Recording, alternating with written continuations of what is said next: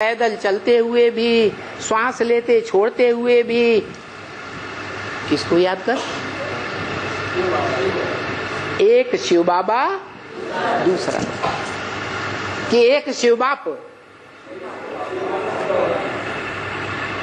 80 साल हो गए। इन 80 सालों में जो धर्म पिताओं ने दुनिया में वाइब्रेशन फैलाया कि असली भगवान का रूप तो निराकारी है, प्रैक्टिकल में ऐसा तो कोई भगवान नहीं होता जो साकारी हो। मनुष्य को भगवान कहा नहीं जाता। भारत के विद्वानों ने भी ये बात मान ली कि मनुष्य को भगवान नहीं कहा जा सकता। लेकिन मनुष्य का अर्थ क्या है? मननात् मनुष्य, जो मनन चिंतन मंथन करे वो मनुष्य। अगर उसका मनन चिंतन मंथन बंद हो जाए,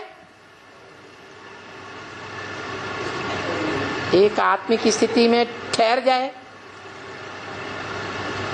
आत्मिक स्थिति के सिवाय कुछ भी याद ना आए,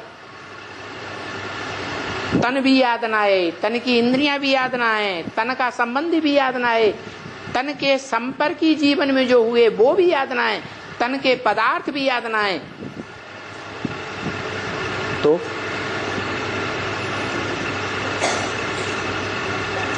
एक ऊंचे ते ऊंचा याद आए। जो इस मनुष्य सृष्टि में सबसे ऊंचा पार्टधारी है, सुप्रीम सोल सबसे ऊंचा पार्टधारी, हीरो पार्टधारी नहीं है। है हीरो पार्टधारी नहीं है, डायरेक्टर है। लेकिन डायरेक्टर पर्दे के पीछे रह के पार्ट बजाता है या रंगमंच पर सामने आता है? पीछे रहकर पार्ट बजाता है। तो कैसा पार्टधारी बनना है? किसका साथी बनना है?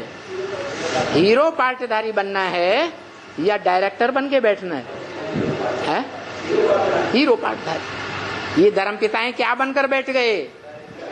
डायरेक्टर बन के बैठ गए।